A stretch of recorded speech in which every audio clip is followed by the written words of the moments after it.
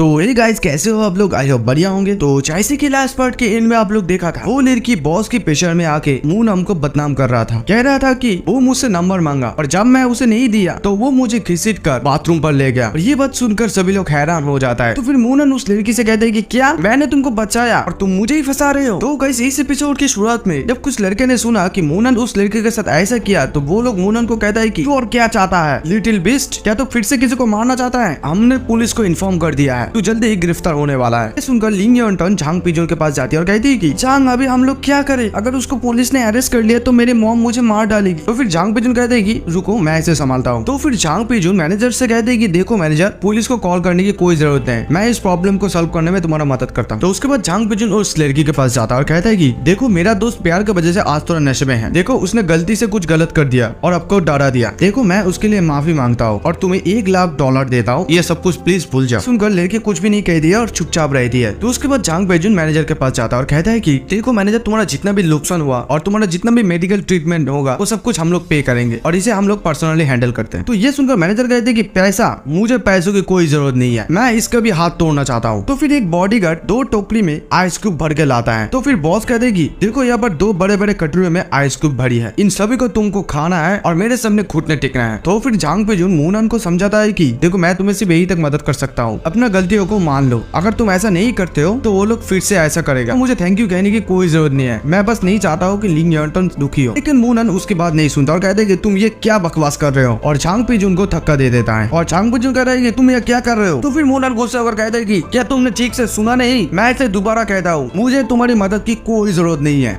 तो झांग पिजोन भी कह देता है कि तो फिर से दोबारा मेरे पास आना मत, तुमने खुद तुम्हारा रास्ता बंद किया है। तो लिंग यॉन्टन भी ये सुनकर मूनन को गुस्सा दिखाई दिया और कहती है कि मूनन, क्या तुम पागल हो गए हो? झांग पिजोन ने तुम्हारी मदद करने की कोशिश की और तुमने उसे ऐसा कहा। तो ये देखकर क्विंसन कहती है कि ऐसे लोगों को मदद करना ही नहीं चाहिए। तो झांग कहता है कि खैर छोड़िए उसे, हम लोगों की मदद की कोई जरूरत नहीं है, तो हम लोग भी देखेंगे वो कैसे बचते हैं। तो फिर मैनेजर मूनन को गाली देते हुए कहता है कि कुत्ते के बच्चे, आज तू मरने वाला है, मुझे तेरा हाथ दे। और तभी मूनन गुस्सा होकर उसे एक मुक्का मार देता है और उनके बॉडीगार्ड को वही फिट से मारता है और उस मैनेजर की सिर पकड़ता है और कहता है कि खा ले इसे, खा ले, क्या तू आइस क्यूब नहीं खाते हैं, खा इसे। और तभी उसका बॉडीगार्ड कहने लगता है कि सब लोग रास्ते से हट जाओ, मास्टर यंग से आ रहा है। और तभी मास्टर यंग वहाँ पर आ जाता है और सभी उन लोगों को देखकर कहने लगते हैं कि मास्टर यंग यहाँ पर आ गए हैं, ये बच्चे ने यहाँ पर प्रॉब्लम क्रिएट किया है, मुझे डर है कि वो अभी मरने वाला है। मास्टर यंग को देखकर उसका बॉडीगार्ड कहने लगता है कि गुड मॉर्निंग सर। और मैनेजर मास्टर को देखकर खुश होकर कहने लगता है कि बच्चे, तुम मरने वाले हो। तभी मैनेजर मास्टर के सामने आके मूनन की शिकायत करता है, कहता है कि सर अब यहाँ पर आ गए हैं, ये लड़के यहाँ पर बहुत ही प्रॉब्लम कर रहा है। और तभी मास्टर मूनम की तरफ बढ़ता है तो तभी उसके सामने वो लड़की खड़ा हो जाती है और कहती है कि तुम सही समय पर आ गए हो, तुम्हारा मैनेजर हमारे लिए प्रॉब्लम क्रिएट कर रहा है। और तभी मूनम उस लड़की को रोकता है और कहता है कि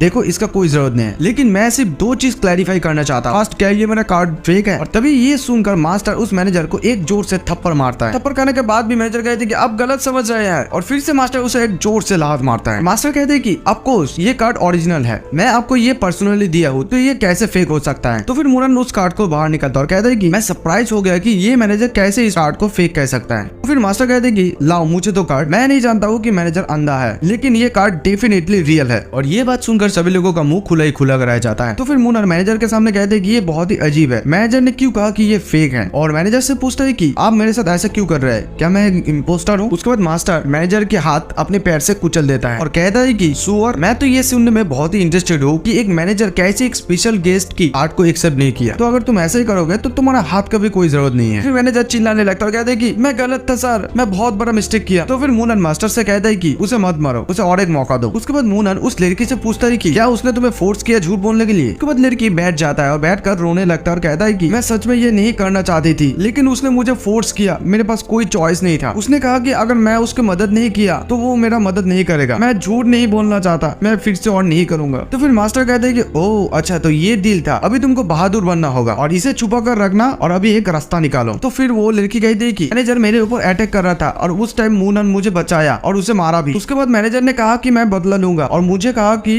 मूनन को फंसाने के लिए। ये सुनकर मैनेजर बहुत ज्यादा गुस्सा हो जाता है और इस लड़के को गाली देकर कहता है कि तुमने मुझसे पैसा लिया और सारे दोस्त अभी मेरे ऊपर डाल रहे हो और उसे मारने के लिए जाती है। अभी मास्टर के साथ आया था जो लड़का, वो उसको एक लात मारकर वहीं पर गिरा देता है और मैनेजर को कहता है कि मैं तुम्हें दोबारा नहीं कहूंगा, यहाँ से हिलना भी मत। तो ये सब कुछ वो लोग सिर्फ खड़ा होकर देख रहा था। तो फिर वो लड़की मास्टर से कहती है कि मैनेजर ने मुझे कहा कि सबको ये बताना कि मूनन तुम्हारे साथ इंटीमेट करने चाहा। मैंने पहले ये सब करने के लिए नहीं माना, लेकिन उसने कहा कि मुझे निकाल देगा और मेरे साथ बुरा काम करेगा। मैं उससे डरता था, मैं नहीं चाहता था, लेकिन मैंने उसे माना भी नहीं कर सका, मैं गलत था। उसके बाद मूनन के सामने बैठ जाती है और कहती है कि मूनन आई एम सो सॉरी, मैं गलत था, मैं पूरा ही गलत था, प्लीज मुझे माफ कर दो। और वो मैनेजर फिर भी उस लड़की को गुस्सा दिखाने लगता है। वहाँ पर कुछ लड़का और लड़की कह रहा होता है कि इस लड़की को सच में मूनम ने बचाया और ये लड़की मूनम को फंसा दिया। मूनम बहुत ही अच्छा है, अगर मूनम उस आदमी को नहीं हराया तो उसके लिए खतरा हो सकता है। तो उसके बाद मूनम के पास वो लड़की आती है और कहती है कि मुझे पता है कि तुम ऐसे नहीं हो, तुम बहुत ही इनोसेंट हो और बहुत ही अच्छा हो। उसके बाद मास्टर उन सभी को बहुत ही ज्यादा गाली देता है। उसके बाद मैनेजर मूनम के पास जाकर गिड़गिड़ाता है और कहता है कि हे प्रभु मूनम, मुझे माफ कर दीजिए, मुझे पता नहीं था कि आप एक नॉर्मल पर्सन नहीं है, मुझे जीने के लिए और एक चांस दीजिए। उसके बाद मूनन की पैर पकड़ने जाता है। तो फिर मूनन कहता है कि क्या तूने नहीं कहा कि तेरे सामने घुटने टेकने के लिए, अब तू मेरे सामने घुटने टेक। और ये सुनकर मैनेजर अपना सर जमीन पर मारता है और कहता है कि सॉरी, मैं गलत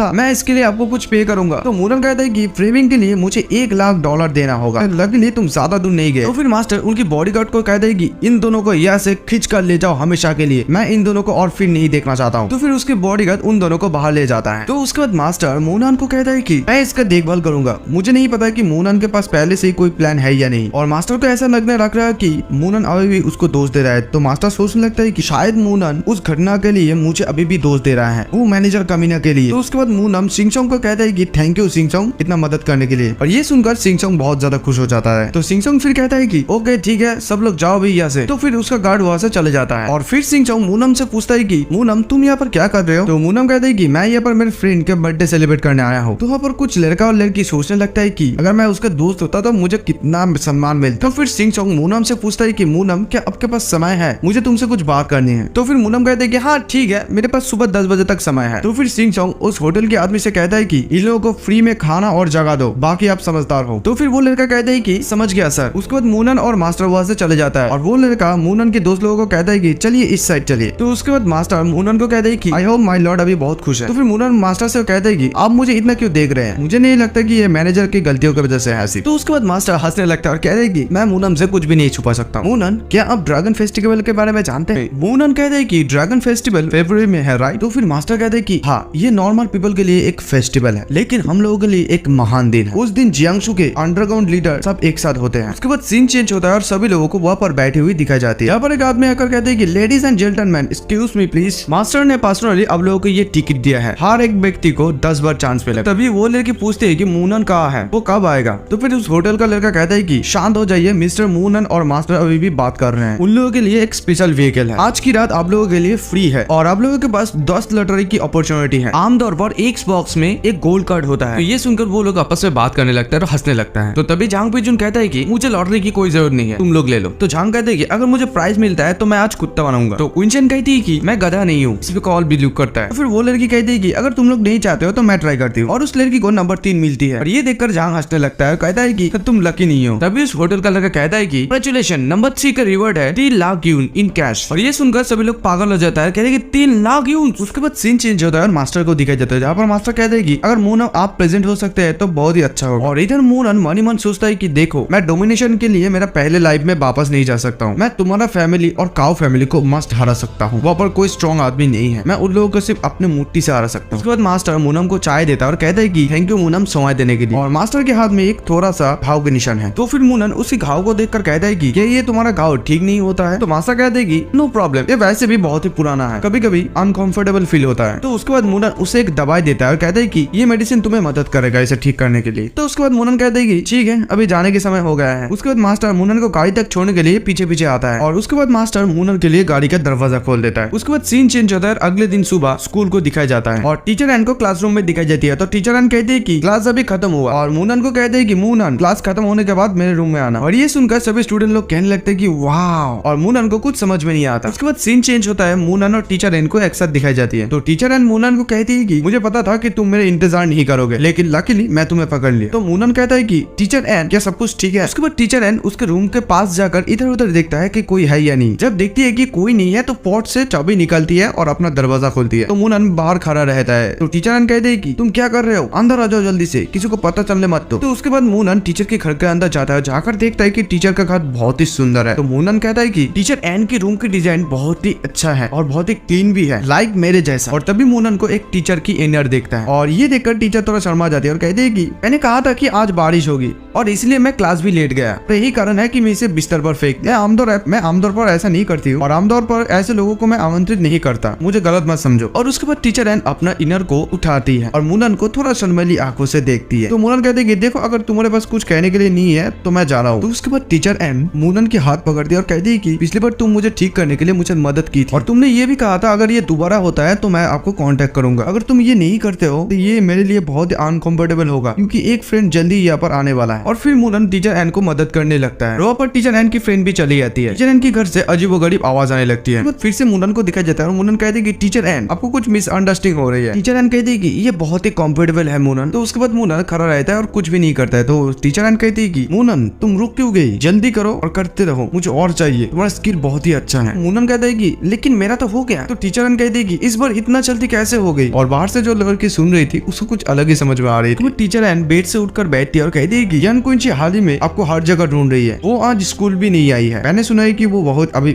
कि वो अभी भी बीमार है। तो ये सुनकर मूनन खास कुछ रिएक्ट नहीं करता और कहते हैं कि सच में। फिर टीचर एन कहते हैं कि हाँ वो जब उठी तब वो रो रही थी और सीधा टेंपल के लिए चले गए। मैंने उसकी फैमिली से पूछा और सुना कि किसी ने उसे जहर दिया था। तो ये सुनकर मूनन सोचने लगता है कि ये जहर बहुत ही स्ट्रॉन्ग है, अगर ये पूरी तरह से बाहर नहीं निकला तो उसका लाइफ का खतरा हो सकता है। उसके बाद टीचर के डोर पर कोई नॉक करती है, कहने लगता है कि यूशिन तुम वापस आ गए हो, चलो एक साथ खाना खाते हैं। तो टीचर एन कहती है कि देखो टीचर फैन, देखो मैंने आपको पहले ही बताया कि मैं यही जा रही हूँ। तो मूनन सोचने लगता है कि ये फैन चेंज है जिम टीचर। और इधर टीचर फैन तो जोर से दरवाजे पर मारने लगता है और कहता है कि यूशिन तुमको मेरे साथ खाना है, मैं तुम्हारे लिए इंतजार कर रहा हूँ, दरवाजा खोलो और मेरे साथ बात करो। तो टीचर एन कहती है कि मैं दरवाजा क्यों खोलूं, और ये फीमेल टीचर का रूम है, तुम जैसा आदमी यहाँ पर क्या कर रहे हो। तो फिर जिम टीचर कहती है कि क्या तुम्हारे रूम में कोई है। और तभी टीचर एन मूनन के हाथ पकड़कर दरवाजा खोलती है और ये देखकर जिम टीचर बहुत ही ज्यादा गुस्सा हो जाता है, कहते हैं कि तुम यहाँ पर क्या कर रहे हो, और उसको मारने के लिए हाथ आगे बढ़ाता है। और तभी मूनन उसके हाथ को पकड़ लेता है। तो जिम टीचर कहते हैं कि तुम्हारा हिम्मत कैसे हुआ मेरा हाथ पकड़ने की, मेरा हाथ छोड़ो। और मूनन कहते हैं कि बाहर निकल जाओ भैया। मास्टर बहुत ही ज्यादा गुस्सा हो जाता है, कहते हैं कि आपके बाल अभी भी नहीं है बच्चे, और आप पहले से एक लड़की के साथ रहना चाहते हैं। तो मूनन कहते हैं कि क्या तुम मेरे बाल देखना चाहते हो। और मूनन मास्टर को धक्का देता है और कहता है कि टीचर को और परेशान मत करना, नहीं तो बहुत ज्यादा पछताओगे। तो मास्टर भी गुस्सा होकर कहते हैं कि मैं भी देख लूंगा तुम्हें। तो जिम मास्टर की बात सुनकर टीचर एन थोड़ा घबरा जाती है और मूनन को कहता है कि बहुत ही ज्यादा सरप्राइज हो गई है मूनन, लेकिन वो बदला लेने की कोशिश करेगी, तुम केयरफुल रहना, अगर कुछ भी हुआ तो मुझे कॉल करना। तो मूनन कहती है कि शांत हो जाओ, वो मेरे साथ पंगा नहीं ले पाएगा। उसके बाद मूनन वहां से चले जाता है और बाहर जाके अपना घड़ी की तरफ देखता है और कहता है कि ये घड़ी इयान लाओ ने दिया था, क्विंसी सच में बीमार है, सच में जहर अभी तक नहीं गया है, मैं जब से जंगल से वापस आया हूँ लाओ यान को फोन ही नहीं किया है। उसके बाद मूनन स्कूल की गार्ड के पास जाता है और जाकर कहता है कि अंकल नियन मैं क्या एक फोन उधार ले सकता हूँ। तो फिर अंकल नियन कहते हैं कि देखो ये स्कूल का फोन है, इसे ढंग से इस्तेमाल करना, मैं इसे तुम्हें उधार दे सकता हूँ। तो फिर मूनन कहते हैं कि थैंक यू वेरी मच। उसके बाद मूनन लाओयान को फोन लगाता है और लाओयान कहता है कि मूनन मुझे खुशी है कि तुम आखिरकार मुझे बता दिया कि तुम वापस आ गए हो, मेरी पोते के शरीर से जहर बाहर निकलने के लिए बहुत ही शुक्रिया, जब तुम जंगल में थे हमें लगा कि तुम बहुत परेशान में हो। तो मूनन कहते हैं कि मैं ठीक हूँ, लेकिन मैंने सुना कि क्विंसी अभी भी बीमार है। तो फिर लाओयान कहते हैं कि मैं प्लान ही कर रहा था तुम्हारे साथ ये बात करने के लिए, क्या तुम आके क्विंसी को ठीक कर सकते हो, वो अभी क्रिटिकल कंडीशन में है। तो मूनन कहते हैं कि ठीक है मेरे लिए एक कार भेज दीजिए, मैं अपने घर में वेट करूंगा। तो फिर अंकल लियांग मूनन से पूछता है कि क्या तुम ठीक हो। तो मूनन कहते हैं कि मैं ठीक हूँ और फोन देने के लिए शुक्रिया, और ये मैं याद रखूंगा। तो फिर अंकल कहते हैं कि ये जरूरी नहीं है। तो फिर अंकल मूनन से पूछता है कि मूनन क्या तुम खा चुके हो, मेरे पोती आज रात की खाने के लिए आ रहे हैं, तुम हमारे साथ खा सकते हो। तो मूनन कहते हैं कि नो थैंक, मेरे पास कुछ काम है करने के लिए, और बाय द वे मैं खुद को इंट्रोड्यूस करना ही भूल गया, मेरा नाम है मूनन, और फोन देने के लिए बहुत ही शुक्रिया। तो फिर अंकल कहता है कि ऑल राइट ध्यान से जाना। तो मूनन जाने के बाद उस अंकल की पोती वहाँ पर अंकल के लिए खाना लेकर आती है। ग्रैंडफा क्या आपको भूख लगी है। तो अंकल कहता है कि जिकुई तुम यहाँ आ गए हो, अंदर आ जाओ, बाहर बहुत ही ठंडी है। तो जिकुई कहती है कि मैं अंदर नहीं जाऊंगी, लास्ट टाइम जब आपको हेडमास्टर ने डांटा तब मैं यहीं पर खड़ा थी। ग्रैंडफा कहते हैं कि ये बहुत समय पहले के बाद है, चलो अंदर आ जाओ। तो उसके बाद जिकुई अंदर आता है। तो ग्रैंडफा जिकुई को कहता है कि क्या तुमने ये गाना सुना है डॉक्टर चेन, उसको एक फिर से नए गाने के साथ दिखाई दिया। तो फिर जिकुई कहती है कि ये उनका गाना नहीं है, ये गाना हमारे स्कूल के एक सीनियर ने पत्ते से बजाया था, उस टाइम मैंने माइक्रोफोन को पकड़ा था, ये बहुत ही बुरा हुआ कि मैं इसे रिकॉर्ड नहीं कर पाई। ग्रैंडफा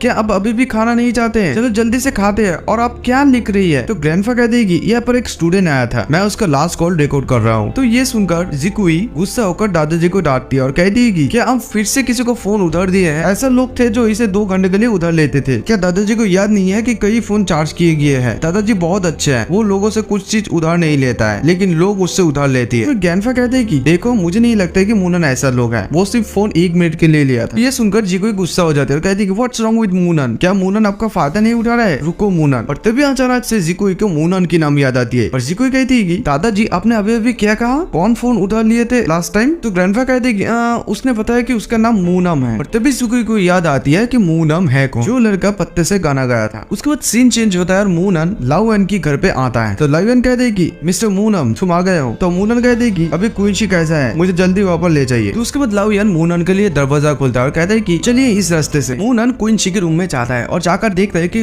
क्वींची बेड पर लेटी हुई है। उस रूम में एक म्यूजिक का आइटम होता है। तो मूनन देखकर सोचता है कि क्वींची को गाना बहुत ही पसंद है। उसके बाद मूनन जब क्वींची की तरफ देखता है, मूनन कहता है कि क्या वो लॉन्ग टाइम से ऐसे ही है? तो लाओयन कहता है कि हाँ मूनन, क्वींची के अंदर से अभी तक पॉइजन नहीं निकला है। मूनन कहता है कि मैं इस पॉइजन को बाहर निकाल सकता हूँ, लेकिन मुझे उसे छूना पड़ेगा। अगर आप लोग मुझ पर विश्वास करते हैं तो मैं इसे हील कर सकते हो। तो लाओयन भी कहता है कि ठीक है मूनन, मुझे तुम पर विश्वास है। तो फिर से मूनन कहते हैं कि अब सभी लोग घर से बाहर जाइए और एक बात मुझे प्रॉमिस कीजिए, मैं जब तक इसका इलाज करूंगा तब तक इस रूम में कोई ना आ पाए। तो लाओयन भी कहता है कि डेफिनेटली श्योर। तो उसके बाद सभी लोग रूम से बाहर चले जाता है। उसके बाद मूनन वहाँ पर बैठकर क्वींची के हाथ पकड़ता है और तभी क्वींची कहती है कि मूनन, और नींद में कहने लगती है कि मूनन आई एम सो सॉरी, मैं तुमको गलत समझी। क्या तुम वापस आ गए हो? शायद मुझे जाना होगा, मैं अपनी माँ को फिर से देख सकूंगा। मुझ में कोई ताकत बची नहीं है। आपके पीठ पीछे झूठ बोलना बहुत ही अच्छा लगता है मुझे, मैं इसे कंटिन्यू रखना चाहती हूँ। तो मूनन ये सब सुनकर सोचने लगता है अरे बाप रे बाप, ये क्या क्या बोल रही है। और उसके बाद मूनन उसकी हीलिंग ट्रीटमेंट शुरू कर देता है। पहले उसके सर में एक नीडल रखती है और उसके बाद क्वींची की सारा ड्रेस खोल देता है और क्वींची बैठ जाता है। और उसके बाद मूनन अपने शरीर से एक फायर का एनर्जी निकलता है और क्वींची की सारा बॉडी पसीने से भीग जाती है। और उसके बाद मूनन उसके फायर एनर्जी को क्वींची को बॉडी में डाल देता है और उसकी सारा बॉडी में जो पॉइजन था वो धीरे धीरे निकलने लगता है। उसके बाद क्वींची फिर से सो जाता है और मूनन कहता है कि फाइनली ये फिनिश हो गया। और इधर क्वींची भी अपना आंखें खोल लेती है। काम खत्म होने के बाद मूनन रूम से बाहर आता है। तो तभी उसे ग्रैंडपा पूछता है कि मूनन मेरे पोती अब कैसी है? तो मूनन कहता है कि शांत हो जाइए, पॉइजन पूरी तरह से रिमूव हो चुका है। तो फिर ग्रैंडपा कहते हैं कि वो जब उठेगी तो उसे बहुत ही बेहतर महसूस होगी। थैंक यू मूनन, तुम बहुत ही थके हुए हो, क्यों ना तुम यहाँ पर नहा के थोड़ा 1 मिनट के लिए रेस्ट करो। तो फिर मूनन कहता है कि ठीक है। तो फिर उसके बाद मूनन रेस्ट करने के लिए चले जाता है। उसके बाद सीन चेंज होता है और एक दिन बीत जाता है और क्वींची को बाथरूम पे नहाते हुए दिखाई जाती है। क्वींची अपने चेहरे की तरफ देखकर सोचने लगती है कि क्या हुआ है मेरे साथ। उसके बाद क्वींची खाने के टेबल पर आती है और आकर कहती है कि गुड मॉर्निंग ग्रैंडपा, आज मैं बीफ के 2 टुकड़े खाना चाहती हूँ। तो ग्रैंडपा क्वींची की तरफ देखकर कहने लगता है कि थैंक गॉड, तुमको आज बहुत ही बेहतर लग रही है। अब पर बैठो और खाओ, आंटी शिया ने स्पेशली तुम्हारे लिए तुम्हारा फेवरेट फूड बनाया है। और इधर क्वींची के बगल में मूनन को न्यूज़पेपर पढ़ती हुई दिखाई जाती है और क्वींची को लग रही थी कि वो उसकी पापा है। तो क्वींची कहती है कि डैड आप इतनी सुबह घर में ब्रेकफास्ट कर रहे हैं, यूजुअली तो आप बहुत ही बिजी होते हैं। और ये सुनकर मूनन न्यूज़पेपर नीचे करता है और क्वींची देखकर कहती है कि ये तो मूनन है, तुम यहाँ पर क्या कर रही हो और यहाँ पर तुम आए कैसे? तो मूनन कहता है कि पता चला कि तुम ठीक हो गए हो इसलिए आया, चलो कुछ खा लो। तभी ग्रैंडपा उन दोनों की बात को काटते हुए कहता है कि तुम दोनों अभी भी क्या कर रहे हो, जल्दी से बैठो और खाना खा लो। उसके बाद वो दोनों खाने लगता है। तो क्वींची दादाजी से पूछती है कि दादाजी आपने मुझे क्यों नहीं बताया कि मूनन भी यहाँ पर है? तो फिर ग्रैंडपा हंसते हंसते कहता है कि मैंने मूनन को फोन किया था, उसने आकर तुम्हें बचाया है, अगर वो तुम्हें नहीं बचाया होता तो तुम आज मुझे नहीं देख पा। तो फिर मूनन कहते हैं कि चलो ये सब बात छोड़ो, पहले खाना खाते हैं, हमें स्कूल जाना चाहिए। तो क्वींची भी कहती है कि ठीक है, हम दोनों एक साथ स्कूल जाएंगे। उसके बाद वो दोनों कार पर बैठता है और कार पर बैठकर क्वींची सोचने लगती है कि मैं उसे क्या बताऊं, थैंक्स कहूं या कहूं तुम कैसे हो? नहीं, मैं तुम्हारे बारे में बहुत ही चिंतित थी। नहीं, ये भी नहीं, लेकिन ये अभी सही समय है उसे कहने के लिए, लेकिन ये कहना इतना मुश्किल क्यों हो रही है? तो उसके बाद मूनन क्वींची से पूछता है कि क्या तुमको सच में मेरा म्यूजिक पसंद है? तो क्वींची कहती है कि हाँ, मैं सच में पसंद करती हूँ। लाइट ठीक है, मैं तुम्हें फिर सिखाऊंगा। तो क्वींची कहती है कि थैंक यू। तो फिर मूनन कहता है कि लेकिन उससे पहले मुझे कुछ काम है। और मूनन सोचने लगता है कि मैं फेरीज मैजिक म्यूजिक को लॉन्च करके मैं 6 पुनर्जन्म डिस्क पा सकता हूँ। तभी क्वींची मूनन से कहती है कि तुम किसके लिए इंतजार कर रहे हो, आओ और मुझे जल्दी से सिखाओ। और लेडी ड्राइवर भी सोचने लगती है कि मिस इतनी जल्दी राजी होगी। तो फिर उसके बाद मूनन कहते हैं कि देखो, मैं तुम्हें इतनी जल्दी आंसर देने के लिए नहीं कहा, मैं तुम्हें 2 दिन का समय दे रहा हूँ, सोच कर अच्छे से बताना, क्योंकि ये म्यूजिक सीखने के बाद तुम्हारा लाइफ अलग हो जाएगा। तुम्हारे ऊपर बहुत ज्यादा कॉम्पिटिटिव का प्रेशर पड़ेगा और तुम्हें ऐसे बहुत सारी चीजों का सामना भी करना पड़ेगा जिसको तुम संभाल भी नहीं पाओगे। तो ये सुनकर क्वींची थोड़ा सैड हो जाती है। उसके बाद वो लोग स्कूल पर पहुंच जाता है और स्कूल का कुछ स्टूडेंट क्वींची की गाड़ी देखकर कहने लगता है कि हमारा स्कूल का ब्यूटी क्वींची आ गया है। मेरा नसीब बहुत ही अच्छा है कि मैं उसे मॉर्निंग पर देख पा रहा हूँ। क्वींची उसके नाम से उसे पता चलता है। मैं उसके बालों को छूना चाहता हूँ। और तभी मूनन गाड़ी से उतरता है और उसको देखकर कुछ स्टूडेंट कहने लगता है कि ये क्यों उतार रहा है, हमारी ब्यूटी को उनके साथ ये क्या कर रहा है, वो बहुत ही हैंडसम लग रहा है, लेकिन उसका क्विंची के साथ क्या रिश्ता है? जब वो हमारे स्कूल का है उसे उसको छोड़ देना चाहिए। तभी क्विंची भी मूनन के पास आकर खड़ा होती है और कुछ स्टूडेंट ये देखकर आपस में नल्ले नकटा और कहता है कि मैंने कुछ दिन पहले क्विंची को देखा, वो कैसी थी और आप देखो वो कितना सुंदर है, वो हद से ज्यादा सुंदर है, मैं उसके साथ एक फोटो लेना चाहता हूँ, मेरे रास्ते से हट जाओ। और इधर मूनन क्विंची की तरफ देखकर सोचने लगता है कि क्विंची की फिजिकल ट्रांसफॉर्मेशन के बाद उसका ऑरा और भी स्ट्रॉन्ग हो गया है और मुझे भी कल्टिवेशन फील हो रहा है। और उसके बाद मूनन क्विंची को वहां पर छोड़कर वहां से चले जाने लगता है और क्विंची उसे रोकने के लिए सोचती है लेकिन करता नहीं। उसके बाद सीन चेंज होता है और मूनन अंकल लियांग के पास जाता है और जाकर कहते हैं कि गुड मॉर्निंग अंकल, क्या आप आज ड्यूटी पर है? तो अंकल कहते हैं कि हाँ ड्यूटी पर हो, लेकिन आज यहाँ पर करने के लिए कुछ भी नहीं है। बाय द वे, अगर तुम लेफ्ट सीढ़ियों से जा रहे हो तो वहाँ पर एक स्टूडेंट है जो स्टैम्प चेक करता है। तो उसके बाद मूनन अंकल को थैंक यू कहकर वहां से चले जाता है और उसके बाद क्लासरूम के अंदर चले जाता है, जाकर उस लड़की से देखता है और कहता है कि मेरी क्लासमेट के साथ क्या हो रहा है। तो तभी वो लड़की कहने लगती है कि सभी लोगों ने सुना है कि आप एक अंडरग्राउंड गैंग के साथ काम कर रहे हैं। तो ये सुनकर मूनन सोचने लगता है कि ये अफवाह है, लेकिन इसके वजह से कोई मेरे पास आने की हिम्मत नहीं कर रहा है। और तभी वहाँ पर लिंगयॉन्टन आती है और आकर मूनन को पुकारती है और कहती है कि मूनन बाहर आ जाओ। मूनन बाहर आकर लिंगयॉन्टन को कहता है कि लिंगयॉन्टन ये सब का क्या मतलब है? फिर लिंगयॉन्टन कहती है कि तुमको कैसा लग रहा है सबसे दूर रहकर, तुम उस गैंग पर वापस मत जाना, क्या तुम जानते हो तुम्हारा रेपुटेशन एकदम खराब हो चुका है? तो फिर मूनन लिंगयॉन्टन से कहता है कि आपने पूरे स्कूल पर अफवाह फैला दिया है। तो फिर लिंगयॉन्टन चिल्लाते हुए कहते हैं कि ये मैंने नहीं किया है, इसे जीजू और कियोनशान ने किया है। क्या वो लोग गलत हैं? तुम उन क्रिमिनल को फॉलो करते हो? क्या तुमने एक बार भी सोचा कि तुम्हारे फ्यूचर के बारे में? तुमको क्या लगता है कि तुम लड़ने में अच्छा हो सकता है कि तुम 10 लोगों को एक साथ मार सकते हो, लेकिन 20 या 30 का क्या तुमने तुम्हारे फैमिली के बारे में एक बार भी सोचा? तो ये सब कुछ सुनकर मूनन चुप रहता है और कुछ भी नहीं कहता। तो फिर लिंगयॉन्टन कहती है कि तुम्हारे पूरी क्लास में तुमसे डरता है और तुम्हारा फैमिली फ्यूचर में तुम्हारे तरफ देखेगी और जब तुम सॉरी बोलोगे तब बहुत देर हो चुका है। अगर तुम कॉलेज भी नहीं जाना चाहते हो तो भी अपना लाइफ ऐसे बर्बाद मत करो, तुम सिर्फ लोगों को नीचा दिखाना चाहते हो। क्या तुम इस तरह कंटिन्यू रखना चाहते हो? तो ये सब सुनकर मूनन कहता है कि ए लिंगयॉन्टन, मुझे बोलने दो और तुम मुझसे बात करने के लायक नहीं हो। तभी लिंगयॉन्टन के पीछे वो लड़की आती है और आकर कहती है कि लिंगयॉन्टन बात करना बंद कर दो, यहाँ पर बहुत सारे लोग देख रहा है, हम इस बारे में उनसे अकेले में बात कर सकते हैं। तो ये सुनकर भी लिंगयॉन्टन भी गुस्सा हो जाते हैं और कहती है कि मैं उससे क्यों प्राइवेट में बात करूं, मैं यहीं पर रहूंगा और कोई भी उसका दोस्त नहीं बनना चाहता है। तो ये सुनकर मूनन कहते हैं कि दोस्त इम्पोर्टेंट एक तो दोस्ती काफी है। ये सुनकर लिंगयॉन्टन कहते हैं कि क्या कहा आपने? तुम्हारा आसपास के लोगों को देखो, उनमें से आपका फ्रेंड कौन है? अगर इनमें से कोई भी है तो मुझे बोलो और दिखाओ। और तभी उन लोगों के बीच क्विंची आ जाती है और आकर मूनन को पुकारती है कि मूनन, और क्विंची की खूबसूरती देखकर सब लोग फिदा हो जाता है। और क्विंची मूनन को आकर कहती है कि मूनन, मेरा पापा तुम्हें ढूंढ रहा है, क्या तुम कॉल का आंसर दोगे? और ये बात सुनकर सभी लोग हैरान हो जाते हैं कि क्विंची के पापा मूनन के साथ बात करना चाहता है। और मूनन क्विंची के पापा के साथ क्या बात कर रहा है वो क्विंची सुनने की कोशिश करती है। तो मूनन की कल खत्म होने के बाद क्विंची मूनन से पूछती है कि पापा तुमसे क्या चाहते हैं? मूनन कहते हैं कि ऐसा कुछ नहीं, अंकल ने कहा कि उसके लिए किसी को आइडेंटिफाई करना होगा, देखो मुझे जाना होगा अभी। और क्विंची का फोन क्विंची को देने लगता है। तो क्विंची कहती है कि ये फोन अभी तुम्हारा है, तुम अभी इस फोन को यूज कर सकती हो और तुम्हें फिर ढूंढना भी आसान होगा। तो मूनन भी कहते हैं कि ठीक है। और ये सुनकर क्विंची खुश होकर कहती है कि ठीक है, तो मैं अपनी क्लास में वापस जा रही हूँ। और तभी मूनन क्विंची को फिर से पुकारता है, क्विंची क्या हम लोग दोस्त बन सकते हैं? क्विंची मुस्कुराती हुई कहती है कि ऑफ कोर्स, क्यों नहीं, हम लोग एक साथ नेक्स्ट टाइम बाहर खेलेंगे। और ये बात सुनकर कुछ स्टूडेंट का होश उड़ जाता है। वो लोग कहने लगता है कि वो लोग एक अच्छे रिलेशनशिप पर आ गए नेक्स्ट टाइम। क्या वो लोग इससे पहले समय बिताया है? और उसके बाद मूनन लिंगयॉन्टन को देखता है और कहता है कि तुम इसकी काबिल नहीं हो और वहां से चले जाने लगता है। और ये सुनकर लिंगयॉन्टन रोने लगती है। उसके बाद सीन चेंज होता है और मूनन को लाइब्रेरी में दिखाया जाता है। तो मूनन कहता है कि टीचर, क्या मैं बाहर जा सकता हूँ? तो टीचर एंड मूनन से कहती है कि मूनन तुम कहाँ जा रही हो? लेकिन मूनन टीचर एंड की बात की कोई जवाब नहीं देता और वहां से सीधा निकल जाता है। तभी मूनन के सामने एक कार आता है और उस कार से एक लेडी उतरती है और वो लेडी मूनन के पास आकर कहती है कि हेलो, मैं हूँ यन का secretary, my name is young. तो उसके बाद मूनन कार पर बैठता है और सिक्योरिटी कहती है कि हम लोग शहर के सबसे बड़े बाजार में जाएंगे जहाँ पर बड़े बड़े जायंट आइटम बिकते हैं। उसके बाद वो लेडी कार चलाने लगती है और मूनन भी चुपचाप बैठा होता है। तो फिर से वो लेडी कहती है कि 2 दिन पहले हम लोगों को एक मैजिकल इंस्ट्रूमेंट मिले हैं, एक मॉन्ग ने उसे पीछे छोड़ दिया था। उस मैजिकल इंस्ट्रूमेंट की कीमत है 10 मिलियन, इसलिए मालिक आपको इन्वाइट किया ताकि आप अपनी खुद की आंखों से उसे देख सके। इस बार केवल यान फैमिली और तियन फैमिली आ रहा है, बल्कि एक महान गुरु भी आ रहा है।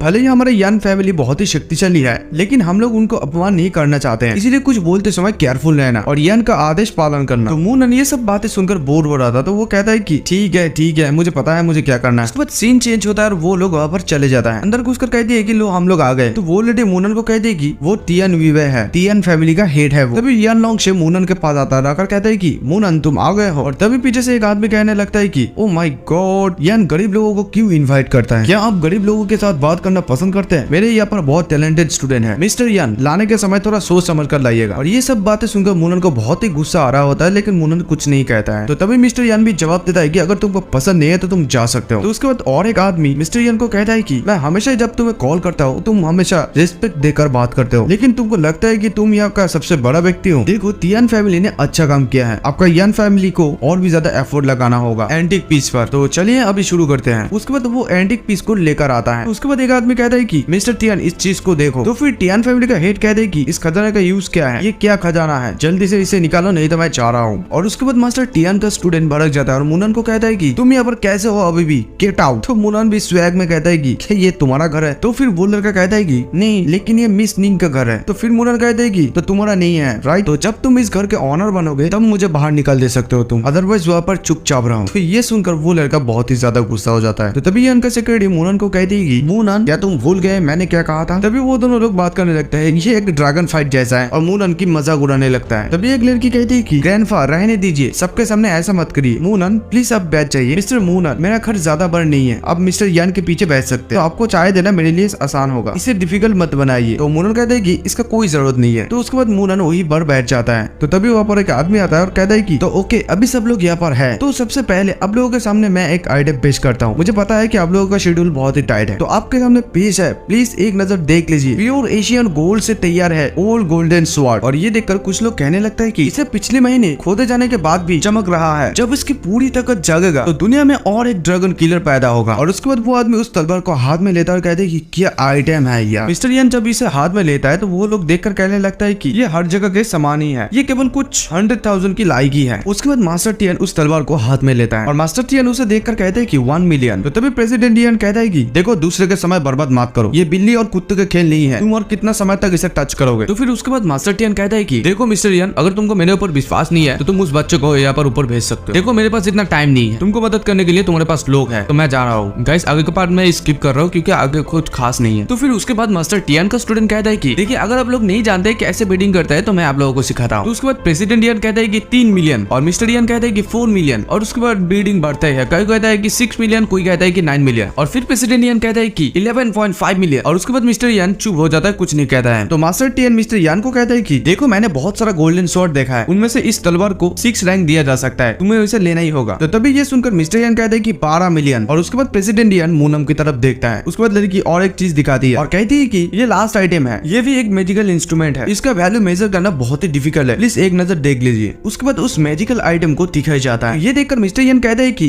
क्या ये मैजिकल इंस्ट्रूमेंट है। उधर से कोई कहता है कि हाँ एक मैजिकल इंस्ट्रूमेंट है। तो फिर प्रेसिडेंट यान कहता है कि बहुत सारा इंस्ट्रूमेंट हेवन एंड अर्थ की पावर को कंट्रोल कर सकता है, इन्हें सुपीरियर मैजिकल इंस्ट्रूमेंट कहता है। ये टूल फाउंडेशन को इम्प्रूव कर सकता है, ये बहुत ही पुराना मार्शल आर्ट्स फैमिली का है, ये दिमाग को शांत कर सकता है, थकान दूर कर सकता है और शरीर को पोषण दे सकता है। तो फिर प्रेसिडेंट यान कहते हैं कि क्या तुम जानते हो कि इसका यूज कैसे करते हैं। तो मास्टर टियन कहते हैं कि नेचुरली इसे सिर पर पहना जाता है, अगर आपके पास हिम्मत है तो इन संकिंग क्राउन का अपने सर पर पहन। तो प्रेसिडेंट यान कहते हैं कि हाँ ठीक, और उस सैंकिंग क्राउन के पास जाता है। क्या डर लग रहा है। तो तभी उस सैंकिंग क्राउन को अपने सर पर पहनते हैं, पहनने के साथ ही साथ उसे नीचे उतार देता है क्योंकि ये बालों को कट देता है। तो उसके बाद मिस निंग हंसने लगती है और कहती है कि मैंने जो आज आपको लेसन दिया वो आपको याद रखना चाहिए, इसकी बड़ी शू आंखें, असाधारण दृष्टि है, मुझे नहीं पता कि इस संकिंग क्राउन की उत्पत्ति कहाँ है। तो फिर प्रेसिडेंट यान कहता है कि एल्डर शू इसके बारे में हमें और बताएं। Well it's not true, but दुनिया में ऐसा कोई सेकंड व्यक्ति नहीं है जो इस क्राउन के यूज के बारे में जानते हैं। मिस्टर टियन आप इसे ले सकते हैं। तो फिर मिस्टर टियन कहता है देखिए फ्यूचर में इसको इस्तेमाल करने के तरीका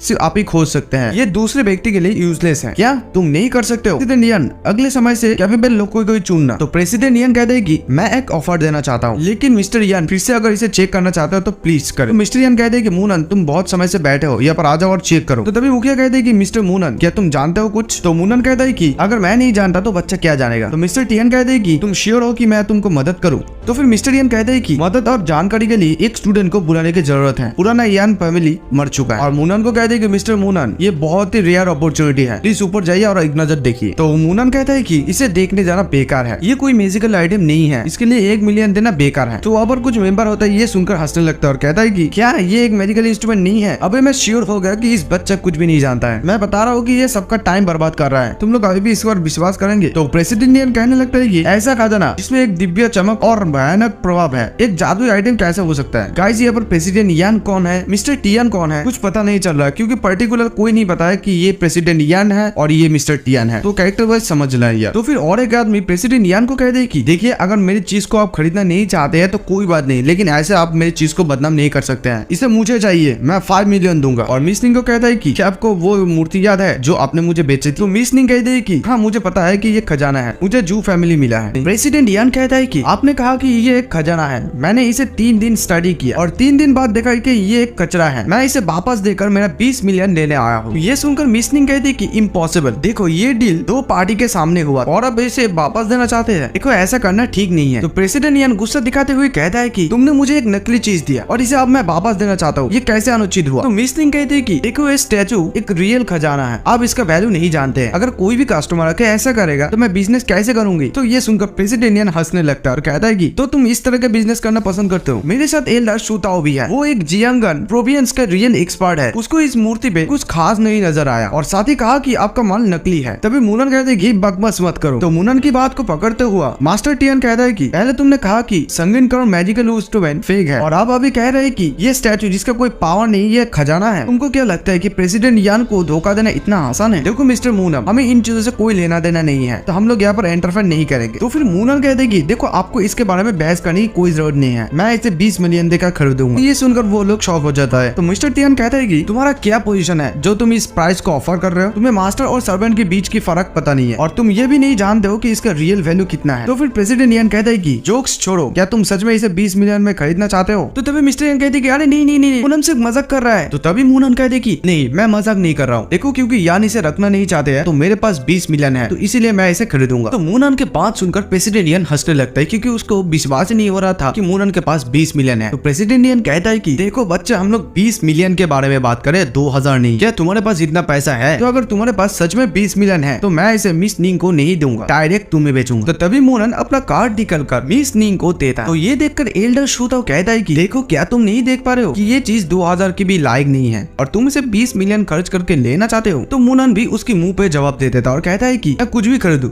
none of your business, okay? तुम बेचते हो या नहीं? तो तभी प्रेसिडेंट यान कहता है कि हाँ मैं तुम्हें अभी बेच रहा हूँ ये। तो तभी मिस निंग कहते हैं कि मिस्टर मूनन, मुझे नहीं पता था कि आप इतना उदार हैं, आपने मेरा बहुत ही मदद की, अगर आपको कभी भी इस स्टैचू को अनलॉक करने की रहस्य पता चले तो प्लीज मुझे बताना। तो मास्टर टियान कहते हैं कि इस कचरे की स्टैचू की क्या सीक्रेट हो सकता है, ये सिर्फ पैसों की बर्बादी है, आखिरकार वो एक भोला भाला बच्चा ही है। तो मास्टर टियान का स्टूडेंट भी कहता है कि कितना स्टूपिड लड़का है, इसे ना जाने भी नहीं खरीद लिया और वो ऐसे बिजनेस करेगा। इस स्टैचू के लिए 20 मिलियन देना सच में काफी महंगा है। तो तभी सूताओ कहता है कि मिस्टर मूनम, कांग्रेचुलेशन फॉर योर परचेज। तो अब अभी क्यों नहीं दिखाते कि इस स्टैचू का सीक्रेट और इसे कैसे इस्तेमाल किया जाता है? तो फिर मूनन कहते हैं कि देखो ये सभी लोग तुम्हारे स्टार्टर्स के बारे में बात कर रहे हैं, तो मैं आज इन लोगों को दिखाऊंगा। बस कुएं में जो मेंढक है बस उसको यही नहीं पता कि आकाश कितना ऊंचा है। तो ये सुनकर शूताओ बहुत ही ज्यादा गुस्सा होकर चिल्लाने लगता है और तभी मूनन अपनी शक्ति से इस मूर्ति की रास को बाहर निकालने की कोशिश करता है। तो तभी वो मूर्ति अचानक से बड़ा हो जाते हैं और उसका रोशनी इतना ज्यादा तेज होता है कि कोई भी इसे बर्दाश्त नहीं कर पा रहा था। तो तभी मूनन उस मूर्ति को छूता है और छूने के साथ ही साथ वहां से एक एनर्जी निकलने लगता है और उस रोशनी भी थोड़ी थोड़ी कम होने लगता है। तो तभी मिस निंग कहती है कि ये भगवान, ये गॉड का कैसा मिस्ट्री है। तो मिस्टर यान भी इसे देखकर डर जाता है और मिस्टर यान कहता है कि ये कैसे पॉसिबल है, ये हवा में कैसे तैर रहा है। तो ये देखकर मास्टर टियान का स्टूडेंट को विश्वास नहीं हो रहा। तो वो कहता है कि एक स्टैचू कैसे गोल्डन कैरेक्टर को बाहर निकल सकता है, क्या मेरे आंखों में कुछ प्रॉब्लम हुआ है? और ये देखकर प्रेसिडेंट यान का भी दिमाग घूम जाता है और सभी का दिमाग घूम जाता है ये देखकर। तभी प्रेसिडेंट यान कहता है कि मूनन बंद करो, तुम ये क्या कर रहे हो? मैंने अपना मन बदल लिया है, मैं इस मूर्ति को आपको बेचना नहीं चाहता हूँ, मैं आपको आपका 20 मिलियन वापस दे रहा हूँ। तो ये सुनकर मूनन कहते हैं कि नहीं,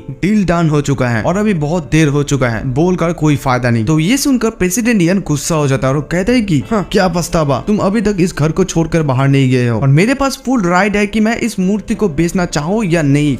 इसे बाहर फेंक दो और अंदर ना आ पाए। और तभी उसका गार्ड मूनन को पकड़ने के लिए चाहता है और उसे देखकर मूनन कहते हैं कि तुम एक जिन लेवल का वॉरियर हो और तुम मुझे मारने की साहस करते हो। ये सुनकर वो वॉरियर कहता है कि तुम लाओ के साथ ताकत की तुलना कर रहे हो बच्चे, क्या तुम्हारा मरने की ख्वाहिश है? और दोनों ही दोनों को मुक्का मारता है, यानी कि टक्कर खा जाता है उन दोनों का हाथ। और मूनन के हाथ में इतना पावर था कि इस वॉरियर का हाथ ही टूट जाता है। और तभी ये देखकर सूताओ बहुत ज्यादा गुस्सा हो जाता है और कहता है कि तुम मेरे सामने मेरे लोगों को मार रहे हो, मैं तुम्हें आज सजा दूंगा। और तभी एल्डर सूताओ अपना सोयल वेपन बाहर निकालता है और मूनन के खिलाफ अटैक करता है, यानी कि उनकी तरफ फोक मारता है। और मूनन उस तलवार को रोकने की कोशिश करता है लेकिन इतना आसान नहीं होता है और मूनन भी पीछे घिसकर चले जाता है। तो ये देखकर एल्डर सूताओ हंसने लगता है और कहता है कि ये लड़का आकाश कितना बड़ा है ये नहीं जानता है, अगर तुम इसे छूते हो तो ये तुम्हारा आत्मा को चकनाचूर कर देगा। तो फिर मूनन उस तलवार को पकड़ लेता है और कहते हैं कि वो रेली और उस तलवार को तोड़ देता है। और ये देखकर सुताओ विश्वास ही नहीं कर पा रहा था। तो सुताओ कहता है कि ये कैसे पॉसिबल हो सकता है, मेरा सोल ओपन से तुम क्यों इफेक्टेड नहीं हुए हो, तुम कैसे मेरे सोल डायमेंशन को डिस्ट्रॉय कर सकते हो। तो मुनन कहते हैं कि तुमने कैसे सोचा कि तुम मुझे हार्ट कर सकते हो, मैं सिर्फ ट्राई कर रहा था कि तुम्हारा ओपन कैसे काम करता है। तो ये सुनकर सुताओ चिल्लाने लगता है और कहता है कि ये कैसे पॉसिबल है, कोई भी इंसान मेरे सोल ओपन के सामने खड़ा नहीं हो सकता है। तो मुनन जवाब देता है कि मैं बाहर की दुनिया को एक्सप्लोर किया हूँ, तो ऐसा नॉर्मल चीज मेरा कुछ भी नहीं बिगड़ सकता है। और तभी मुनन की शरीर से कुछ वर्ड निकलने लगता है, अगर तुमने मेरा सोना निगल लिया है तो इसे थूक दीजिए। मुनन अपनी एनर्जी को अपनी मुट्ठी पे इकट्ठा करता है और उस सुताओ को मुक्का मारता लगता है, इतना जोर से मारता है कि दिखाई नहीं देता है। और वो जाके सीधा चेयर पर बैठ जाता है और मुनन उसे फिर वहाँ पर भी जाके बहुत ज्यादा पीटता है और उसके मुंह से खून निकलने लगता है और चीखता है। और मुनन के शरीर के अंदर गोल्डन कैरेक्टर घुस गया है। तो वो लोग कहते हैं कि उसके शरीर को गोल्डन कैरेक्टर ने एब्जॉर्ब कर लिया है, मुझे डर है कि अभी उसका शक्ति अनमैच है। और तभी मुनन सुताओ की कलर पकड़ लेता है। सुताओ कहता है कि आई एम सॉरी मुनन, आई एम सॉरी, मैं गलत हूँ, मैं कुछ भी करने के लिए तैयार हूँ। तो मुनन कहता है कि मैंने तुम्हारा मैजिकल वेपन को डिस्ट्रॉय कर दिया है और तुम्हारा इंडिपेंडेंस को भी, क्या तुम इसे एक्सेप्ट करते हो। फिर से मुनन कहते हैं कि मैं तुम्हारी मेरिडियन को डिस्ट्रॉय कर देता हूँ, तुम्हारे कल्टीवेशन को चकनाचूर कर देता हूँ और तुम्हें एक मॉडल बना देता हूँ, क्या तुम इसे एक्सेप्ट करते हो। तो सुताओ कहती है कि हाँ हाँ तुम्हारे जो मर्जी वही करो, लेकिन मेरा जान बख्श दो। और फिर से मुनन कहता है कि मैं तुम्हारे रेपुटेशन के भी खत्म करता हूँ, तुम्हें मारता हूँ और तुम्हारा बिजनेस भी डिस्ट्रॉय कर देता हूँ, क्या तुम इसे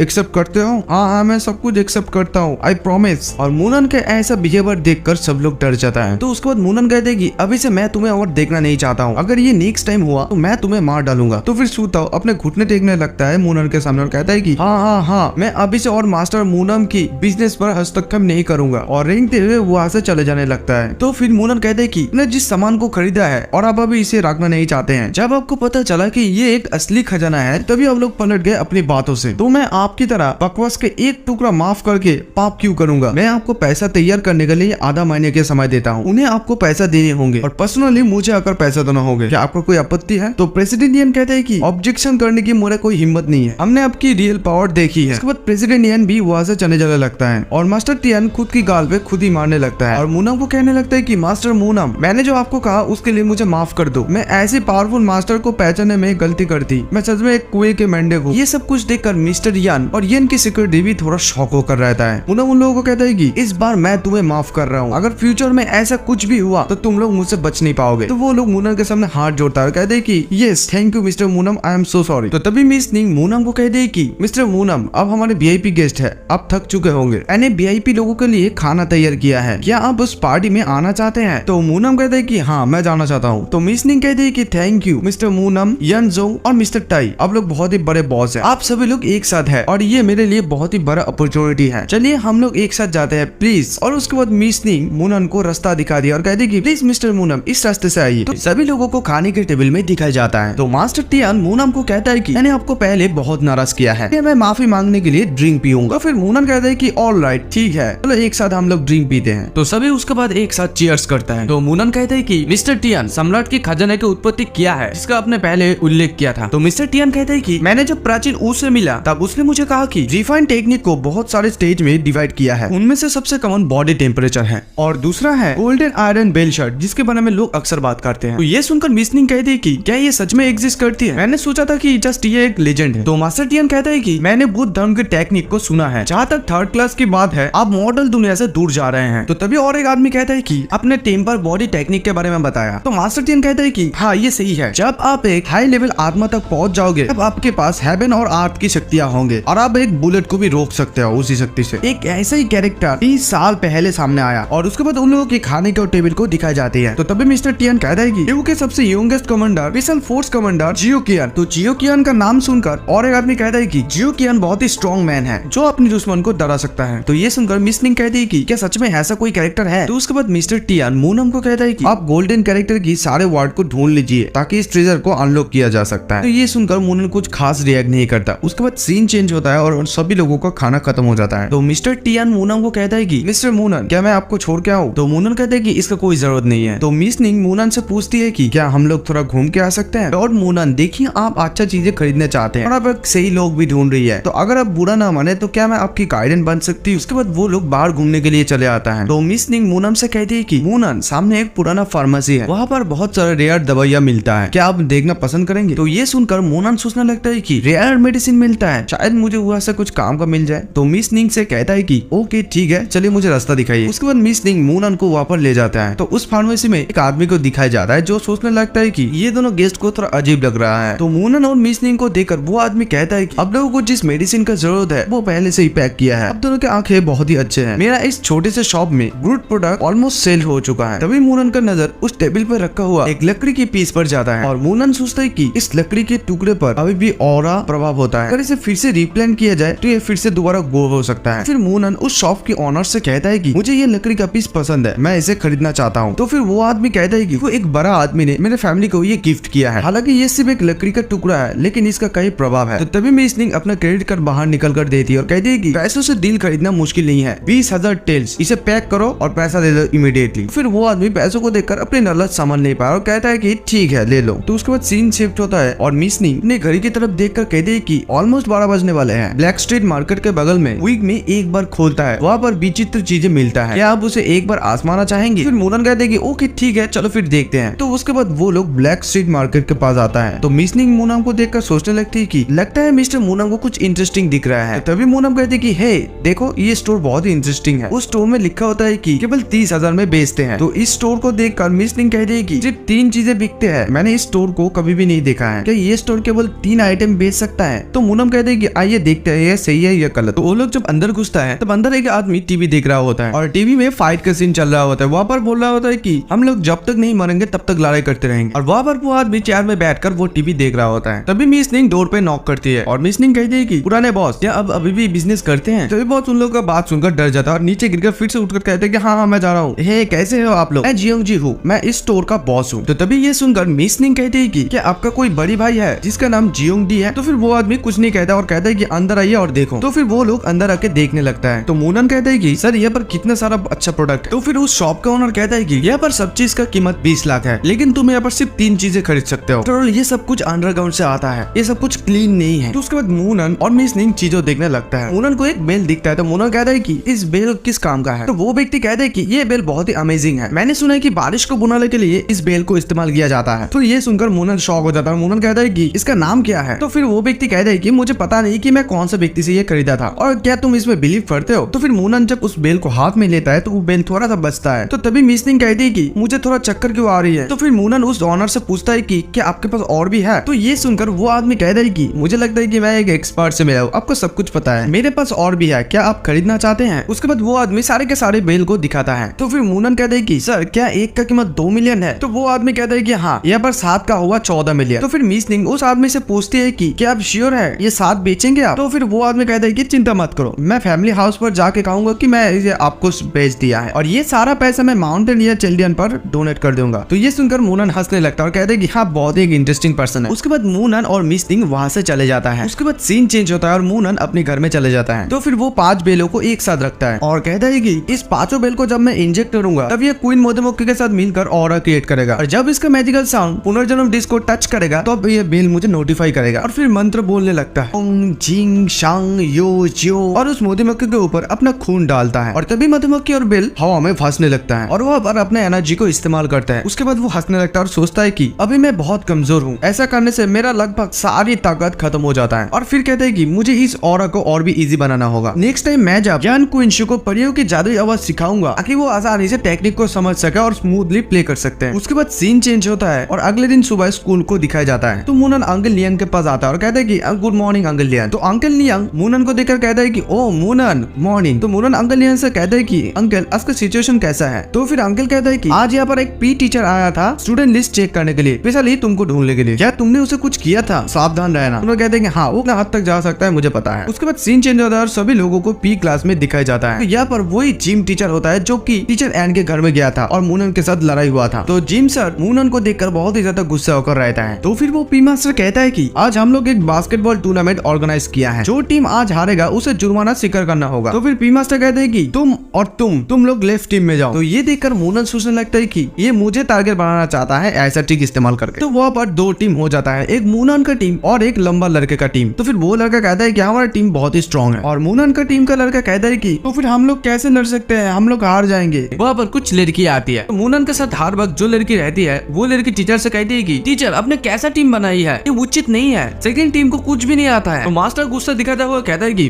वो लोग अभी भी जन्म लिया है, वो लोग अगर कर सकता है तो ये लोग भी कर सकता है, अभी चुप रहो। तभी टीचर अपना सिग्नल देकर कहते हैं कि मैच स्टार्ट, और मैच भी स्टार्ट हो जाता है। तो तभी सेकंड टीम बॉल लेकर भागने लगता है और टीचर कहता है कि दूसरा टीम तुम निकल जाओ। तो ये सुनकर दूसरा टीम के मेंबर रोने लगता है और मूनन ये सब कुछ सिर्फ देखता रहता है। नंबर 1 टीम फिर से और एक बार गोल करती है, यानी कि पॉइंट लेता है। तो वो लोग 18 पॉइंट से टीम 2 नंबर से आगे होता है। तो नंबर 1 के टीम मेंबर कहते हैं कि क्या आप लोग हमें 18 पॉइंट से हरा पाएंगे? तो ये सुनकर नंबर 2 की प्लेयर गुस्सा हो जाता है। तो मूनन ग्राउंड के बीच में खड़ा होता है, उसे 2 प्लेयर घेर कर रखता है और तभी मूनन की एक टीम मेंबर मूनन की तरफ बॉल को फेंक देता है और कहता है कि मूनन इसे पकड़ो, और मूनन बॉल को पकड़ता है और मूनन बॉल को पकड़कर माटो के बीच खड़ा रहता है। और मूनन का टीममेट कहती है कि मूनन इसे फेंको, वो अभी भी बॉल को पकड़कर माटो के बीच खड़ा रहा है, मूनन बॉल को जल्दी से फेंको। तो फिर मूनन कहते हैं कि ठीक है मैं इसे थ्रो करता हूँ, और मूनन बॉल को वही से थ्रो करता है और बॉल जाके सीधा बास्केट हो जाता है, यानी कि पॉइंट आ जाता है। तो वहाँ पर कुछ लड़की होती है, वो मूनन की गोल देखकर कहती है कि वाओ बास्केट हो गया, वाह वो कितना हैंडसम है। और मूनन का टीममेट ये देखकर कहता है कि वो लकी है, और ये देखकर मूनन का ओपोनेंट टीम भी शॉक हो जाता है। और फिर से नंबर 1 टीम मूनन के सामने बॉल लेकर आता है और कहता है कि अभी हमारा बारी। तो मूनन कहते हैं कि अगर तुम लोग सजा पाना चाहते हो तो मेरा कोई दिक्कत नहीं। तो ये सुनकर नंबर 1 टीम का बंदा कहते हैं कि ओह अच्छा, मुझे विश्वास नहीं हो रहा, ये लो बॉल तुम्हारे लिए। और मूनन को बॉल दे देता है और मूनन भी ये मौका नहीं छोड़ता है और सीधा माटो के बीच से बॉल को बास्केट की तरफ फेंकता है और बॉल जाके सीधा गोल हो जाता है। सब लोग देखकर कहते हैं, लगता है कि वाओ ये फिर से मिरेकल हो गया। तो ये देखकर मूनन का टीममेट सोचने लगता है कि मूनन बहुत ही अच्छा है, और अपने टीम कह रहा होता है कि क्या हम लोग हार जाएंगे? तो तभी पी मास्टर उन लोगों को कहते हैं कि ये एक कंपटीशन है, क्या आप लोगों को लगता है कि ये एक एक्टिंग है? अगर ऐसे ही करते रहोगे तुम लोग तो तुम लोगों को पनिश मिलेगा। तभी नंबर 1 टीम के टीम मेंबर मूनन को कहते हैं कि तुम बहुत ही बहादुर है मूनन, मैं पहले से ही बहुत ही सीरियस, अभी मेरे खेल को ध्यान से देखना। तो मूनन भी कहते हैं कि मैं भी कम नहीं हूँ। वो प्लेयर सीधा बॉल को लेकर बास्केट की तरफ बढ़ता है और मूनन की टीम मेंबर उसे रोक के नहीं पाता। नंबर 1 टीम के प्लेयर कहता है कि तुम मुझे रोक नहीं सकते हो, और तभी अचानक से मूनन उसके हाथ से बॉल छीन लेता है और ये देखकर वो बंदा शॉक हो जाता है, देखता है कि उसके हाथ में बॉल ही नहीं है, और मूनन फिर से और एक पॉइंट ले लेता है। और ये देखकर नंबर 1 टीम का प्लेयर का मुंह खुला रह जाता है और वो प्लेयर सोचने लगते हैं कि मेरे हाथ से बॉल कैसे चोरी हो गया, वो कैसे इतना डेंजरस हो सकता है, और मूनन फिर से और एक पॉइंट निकलने के लिए चाहता है। तो ये देखकर वो लोग कहने लगते हैं कि अरे बाप रे, क्या ये सच में मूनन है? उसे बास्केटबॉल भी खेलना आता है। हम लोग यहाँ पर 4 लोग मिलकर एक को ब्लॉक कर रहा है और वो अकेला ही 5 लोगों को हरा दिया। तभी मास्टर अपना व्हिसल बजाता है और कहता है कि ठीक है कंपटीशन यहीं पर खत्म होता है। और मूनन का टीम 36 पॉइंट करता है और दूसरा टीम 26। और टीचर कहते हैं कि ये एक स्मॉल टेस्ट था। तो तभी वहाँ पर वो लड़की भी होती है, वो लड़की सोचते है कि अनएक्सपेक्टेडली मूनन बहुत ही डेंजरस है। उसके बाद दूसरा टीम का प्लेयर मूनन के सामने अपना हाथ बढ़ाता है और कहता है कि ये सच है कि आंखें अभी भी खुला है। उसके बाद वो दोनों हाथ मिला लेता है और मूनन कहता है कि देखो इस तरह से एक साइड हटता ही है, खेल अभी भी खत्म नहीं हुआ। और इन दोनों को एक साथ देखकर वहाँ पर जो लड़की खड़ा होती है वो लोग इन दोनों को एक साथ देखकर फिदा हो जाती है। तभी नंबर 1 टीम के एक प्लेयर कहता है कि टीचर अभी क्यों सिटी बजाया? कंपटीशन के लिए उन्हीं ने बताया और टेस्ट के लिए भी उन्होंने ही बताया, और अब बीच रास्ते में हमें रोक दिया। वो पागल है, इसलिए उसका कोई गर्लफ्रेंड नहीं है। तभी मास्टर मूनन को पुकारता है, कहते हैं कि मूनन तुम्हारा फिटनेस अच्छा है, मेरे लिए तुम कुछ पकड़ोगे, चलो मुझे फॉलो करो। और बाकी सारे स्टूडेंट क्लासरूम में वापस जाओ। और उसके बाद मूनन टीचर के पीछे जाने लगता है और मूनन और सर जब एक साथ जा रहा होता है तभी उन लोगों के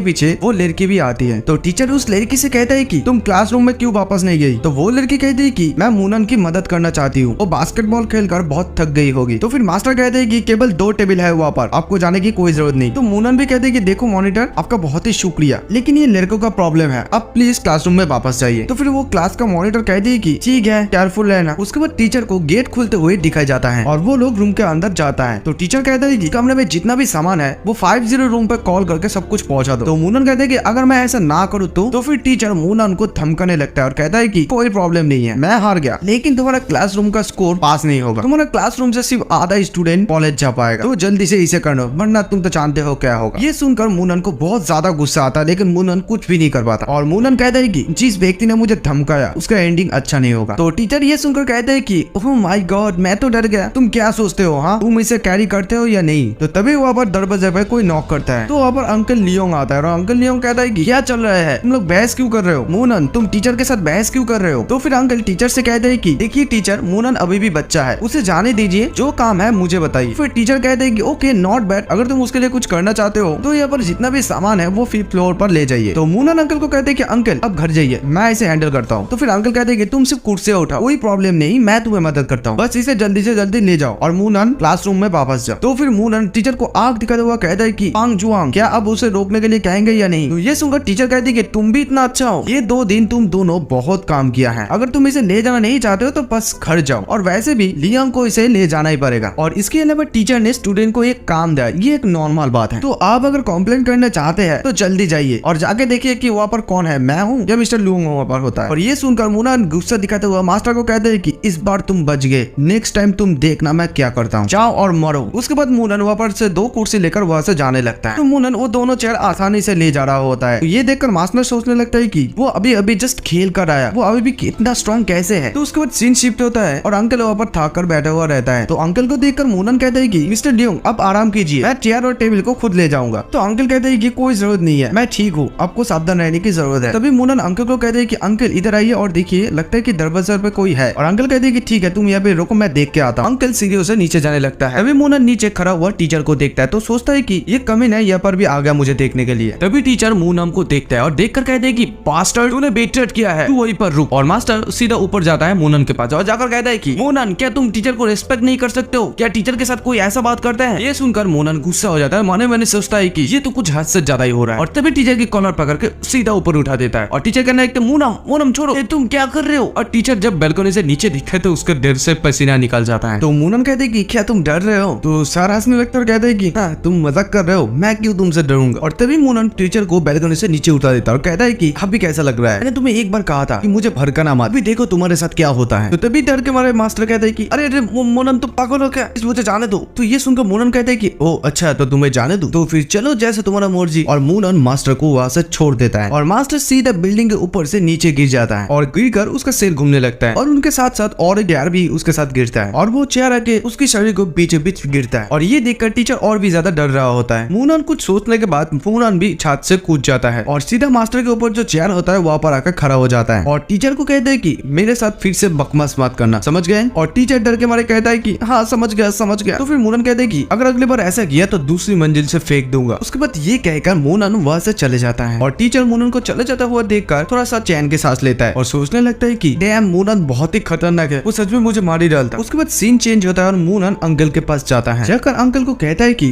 अंकल लियोंग मैंने फैन चांग से बात किया है, बाकी के लिए वो रिस्पॉन्सिबल है। तो फिर अंकल कहते हैं कि ओके ठीक है, फिर मुझे वापस आने की कोई जरूरत नहीं है, तुम ठीक हो। तो मूनन कहता है कि ठीक है फिर मैं पहले जाऊंगा। तो फिर अंकल कहते हैं कि okay have a nice day. और उसके बाद मूनन वहां से चले जाता है। तो तभी मूनन को अचानक से पीछे से कोई रोकता है और मूनन घूम के देखता है कि क्विंची होता है। तो मूनन क्विंची को कहता है कि तुम कैसे हो। और क्विंची कोई बात नहीं करती, सीधा मूनन का हाथ पकड़ती है और कहती है कि मैं कब से तुम्हारी इंतजार कर रही हूँ, चलो आओ काउड में बैठो, हम लोग हमारे घर जाएंगे और अब मुझे म्यूजिक सिखाएंगे। और मूनन को ऐसे देखकर सब लोग जेलियस फील कर रहा होता है और क्विंची मूनन को जल्दी जल्दी कार में बिठाने की कोशिश कर रही थी। तभी अचानक से मूनन के कार पर टक्कर खा जाता है और उसके बाद वो दोनों कार पर बैठ जाता है। तो मूनन क्विंची से कहता है कि ये रहा तुम्हारा सेल फोन। और क्विंची शर्मा कर कहने लगती है कि क्या अब हमारी फोन की कंटेंट्स देखी है। तो मूनन सीट पे लगाता हुआ कहता है कि मेरा ऐसा कोई शौक नहीं है। तो ये सुनकर क्विंची कहती है कि ओ अच्छा। तो तभी क्विंची को याद आती है कि वो एक नया सेलफोन खरीदा है। तो वो मूनन से कहता है कि क्या तुमने अभी तक कोई सेलफोन नहीं खरीदा है, मैंने अभी अभी एक सेलफोन किया है। तो फिर क्विंची उस गिफ्ट बॉक्स को मूनन को देती है और कहती है कि ये लो, इसे एक्सेप्ट करो, तुम मुझे गाना सिखाओगी, इसके लिए ये तोहफा है। तो फिर मूनन उस गिफ्ट बॉक्स को लेता है और कहता है कि थैंक यू। और क्विंची कहती है कि थैंक यू कहने की कोई जरूरत नहीं है, इस फोन पर मेरा नंबर पहले से ही सेव किया है, मुझे कांटेक्ट करना मत भूलना। तो फिर मूनन क्विंची को एक बेल देता है और कहता है कि ये घंटी तुम्हारे लिए है, इसे हर वक्त तुम्हारे साथ रखना। उसके बाद क्विंची उस बेल को ध्यान से देखने लगती है और फिर मूनन की तरफ देखती है और मूनन को कहती है कि ठीक है मैं इसे हर रोज लाऊंगा। उसके बाद सीन चेंज होता है और क्विंची गाना प्रैक्टिस कर रही होती है। तो क्विंची कहती है कि मुझे ये मेलोडी पसंद नहीं है, इससे अच्छा तो तुम पत्तों से बजा लेती हो, मुझे लगती है कि यहाँ पर कुछ प्रॉब्लम है, मैं इसके साथ कैसे प्रैक्टिस करूँ। तो फिर मूनन कहते हैं कि देखो इसके लिए बहुत ज्यादा प्रैक्टिस की जरूरत है, बाय द वे मैंने एक लिरिक लिखा है, एक बार देखो इसे, और इस गाने का नाम है आई लव यू 3000, तुम इसे 2 बार प्रैक्टिस करो। उसके बाद हम लोग एक जगह ढूंढेंगे जहाँ पर तुम ये परफॉर्मेंस कर सको। उसके बाद सीन चेंज होता है और एक आदमी को रास्ते पर गाना गाते हुए दिखाया जाता है। तो वहाँ पर मूनन और क्विंची भी जाता है और मूनन क्विंची को कहता है कि जाओ जाकर यहाँ पर ट्राई करो। और उसके बाद क्विंची अपने मन में थोड़ा सा साहस जगा कर उस आदमी से जाकर कहता है कि एक्सक्यूज मी, क्या मैं इस जगह को थोड़ा उधार ले सकता हूँ। और उस लड़के को कुछ पैसा देती है। उसके बाद क्विंची अपना मोबाइल बॉक्स के साथ कनेक्ट करती है और अपना गला ठीक करके वहाँ पर गाने लगती है और उसकी गाना सुनकर सभी लोग पागल हो जाता है। कोई गाड़ी रोककर सुनता है और कोई बैल्कनी से खड़ा होकर सुनता है। और उसके बाद क्विंची अपना गाना खत्म करती है और क्विंची की गाना खत्म होने के बाद सभी लोग बहुत ही तालियां देता है और जो लड़का वहाँ पर गा रहा था वो भी कहता है कि ग्रेट, बहुत ही अच्छा है। और दूर से मूनन कहते हैं कि कांग्रेचुलेशन, तुमने कर दिखाई। उसके बाद वो लोग वहाँ से जाने लगता है और क्विंची पीछे से सोचने लगती है कि तुम्हारे पास इतना अच्छा एक्सपीरियंस कहाँ से आया, इतना अच्छा गाना बनाने के लिए, क्या तुम्हारे दिल में मेरे लिए कोई जगह। उसके बाद सीन चेंज होता है और मूनन अगले दिन स्कूल पर आता है। वहीं पर कुछ स्टूडेंट कहने लगता है कि ये गाना सुनने में बहुत ही अच्छा लग रहा है, सच में उसे टैलेंटेड लड़की कहना गलत नहीं होगा। होगा। ऐसा लगता है कि ये उसका ओरिजिनल क्रिएशन है। तो उसके बाद मूनन क्लासरूम के अंदर जाने वाला होता है, तभी उसे आंटी टैन पुकारती है। तो मूनन कहती है कि ओ आंटी। तो आंटी टैन मूनन से कहती है कि को बहुत टाइम के बाद देख, पिछली बार मैंने तुमको लिंग यॉन्टन की बर्थडे पर देखा, क्या तुमने उसके साथ लड़ाई की थी? वो अपनी बर्थडे पार्टी से लौटने के बाद गुस्से में क्यों थी? तो फिर मूनन कहती है कि आंटी टैन मैं लिंग यॉन्टन के साथ नहीं लड़ा। तो फिर आंटी टैन कहती है कि मुझे पता है कि तुम ऐसा नहीं करोगे, मुझे आशा है कि अब अच्छे से होंगे और अच्छे से पढ़ाई करके फ्यूचर में एक अच्छे यूनिवर्सिटी में जाएंगे। कल 2 फरवरी को यॉन्टन कुछ स्टूडेंट को आने के लिए इन्वाइट करेगा और मैं उन लोगों के लिए स्वादिष्ट खाना तैयार करूंगा। तो ये सुनकर मूनन सोचने लगता है कि 2 फरवरी को, और आंटी से कहता है कि मैं श्योर हूँ कि मैं अच्छा रिजल्ट करूंगा और जहाँ चाहो वहाँ जा सकता हूँ, मेरी फिक्र करने के लिए शुक्रिया। तो फिर आंटी कहती है कि ठीक है, अगर तुम्हें किसी चीज की जरूरत है तो आंटी से कहना। तो फिर मूनन कहती है कि ओके आंटी, मुझे अभी जाना होगा, मेरा क्लास है। उसके बाद सीन चेंज होता है और मूनन स्कूल से बाहर आता है, तभी उसके पास एक फोन आता है। तो मूनन कहते है कि हेलो हेलो मिस्टर मूनम, मैं जिंगजोंग बोल रहा हूँ। कल वो दिन है जब सेकंड ड्रैगन बाहर निकलेगा, मुझे पता नहीं कि मिस्टर मूनम को मेरे साथ जाने के लिए समय है या नहीं। तो फिर मूनन कहते हैं कि ठीक है मैं जाऊंगा। तो फिर जिंगजोंग कहते हैं कि बहुत ही अच्छा, तो मैं आपको लेने के लिए एक कार भेजूंगा। तो मूनन कहते हैं कि इसका कोई जरूरत नहीं है, तुम सिर्फ पता भेज दो, मैं अकेले चले जाऊंगा। उसके बाद मूनन स्कूल से चले जाता है। उसके बाद सीन शिफ्ट होता है और मूनन उस जगह पर चले जाता है और मूनन गाड़ी से एक लड़की को देखता है। तो तभी वो लड़की मूनन के सामने आ जाती है और कहती है कि मूनन तुम आ गए हो। तो मूनन उसे देखकर कहता है कि ओ मिस निंग आप कैसे हैं आप? तो फिर मिस निंग मूनन से कहती है कि मैं यहाँ पर आपको गाइड करूंगा। मास्टर यन, यिन और जियो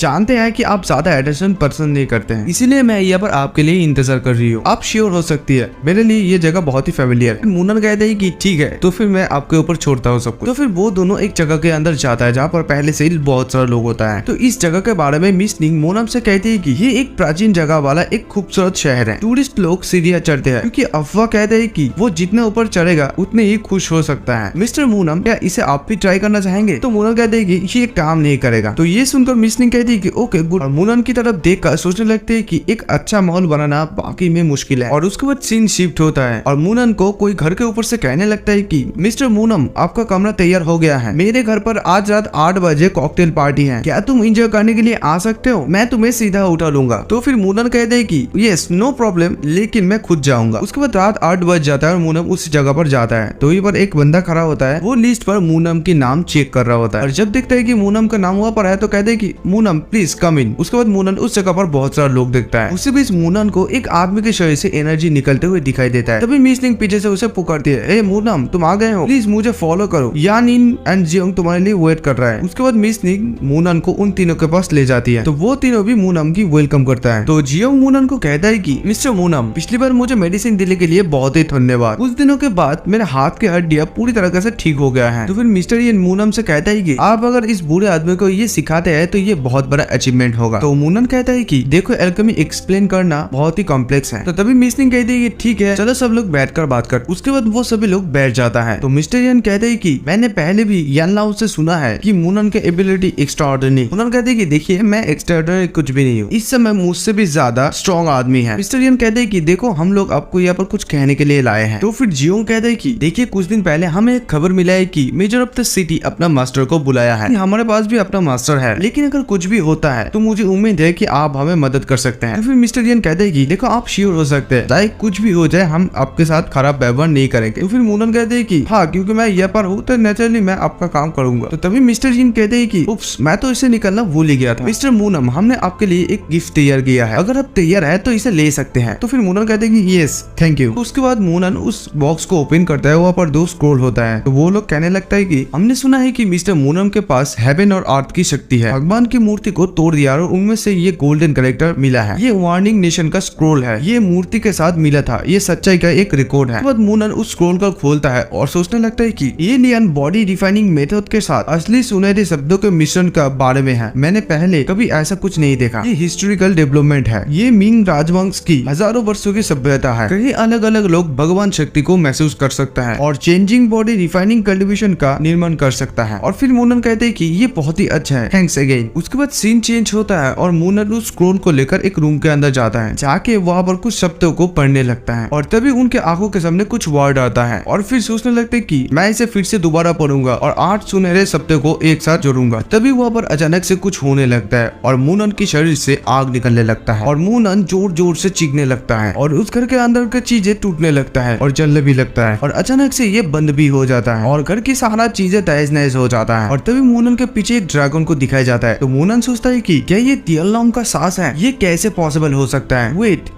क्या ये मेरा स्पिरिचुअल पावर को एब्जॉर्ब कर रहा है। और तभी मूनन अचानक से हवा में बसने लगता है और बाहर से कोई कहता है कि क्या हुआ, ये कैसा साउंड है, मिस्टर मूनम क्या तुम ठीक हो। मूनम और मूनम डर डर के कहने लगता है कि हाँ मैं ठीक हूँ, अंदर मत आना कोई। और तभी मूनम ऊपर से नीचे गिर जाता है और गेट की बाहर सभी लोगों को दिखाई जाता है और मिसनिंग दरवाजे के पास जाकर कहते हैं कि तुम सब पीछे हट जाओ, मूनम को परेशान मत करो। और इधर मूनन उस ड्रैगन को कहने लगता है कि तुमने मेरा एडवांटेज लिया, तुम मेरे सारे स्पिरिचुअल पावर को एब्जॉर्ब कर लिया है, इसे रिस्टोर करने में कई दिन लग जाएगा, मुझे उम्मीद है कि कल कुछ नहीं होगा। और तभी बाहर से मिसनिंग कहती है कि मूनन क्या तुम ठीक हो, हम लोग अंदर आए। तो फिर मूनन कहता है कि अंदर आ जाओ। मूनन उन लोगों को घर के अंदर आने के लिए कहता है। तो उसके बाद वो लोग जब घर के अंदर आता है तो देखता है कि सब कुछ तहस नहस होकर रखता है। सिंगसोंग कहते हैं कि मूनन क्या हुआ, और मिसनिंग उस स्क्रोल को हाथ में लेकर कहते हैं कि क्या इस स्क्रोल पर कुछ प्रॉब्लम है। तभी मूनन मिसनिंग को कहता है कि मिसनिंग मुझे रूम दे दो चेंज करने के लिए, और मैं ठीक हूँ, चिंता करने की कोई जरूरत नहीं है। और तभी जिंगजोंग उस ओल्ड यान को गुस्सा दिखाता हुआ कहता है कि ये सब कुछ इस बुरा यान की वजह से हुआ, वो अभी भी बाहर पी रहा है, रुक जाओ तुम सिर्फ। उसके बाद सीन चेंज होता है और 2 फरवरी मैदान को दिखाया जाता है और वहाँ पर मूनन को दिखाया जाता है। तो मूनन के पास एक आदमी होता है, वो कहता है कि ए फ्रेंड्स क्या सच में तुम हो। और तभी मूनन घूम कर देखता है कि वो शॉप का ओनर। तो मूनन कहता है कि अरे जियोंगयार क्या कोइंसिडेंस है। तो जियोंगयार कहता है कि मैंने जो आपको घंटिया भेजा था क्या वो अच्छे से काम कर रहा है। तो मूनन कहते हैं कि देखो 14 मिलियन मेरे हिसाब से बेकार दिया। और जियोंगयार कहता है कि देखो फ्रेंड हम सभी लोग फेयर ट्रेडर्स हैं, देखो इस समय हमारा सिटी बहुत ही प्रेशर में है, मुझे नहीं पता कि वो लोग इसे टाल पाएगा या नहीं, अगर ऐसा नहीं होता है